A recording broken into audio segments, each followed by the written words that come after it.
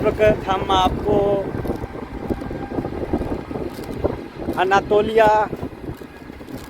जो कि तुर्की में है उसके करीब के शहर सीदे की सैर करवा रहे हैं। ये एक नहायत ही खूबसूरत शहर है और यहाँ पर आप अपना प्राइवेट रिक्शा खुद ले सकते हैं और उसको ड्राइव कर सकते हैं। तो ये आपको सैर करवा रहे हैं हम।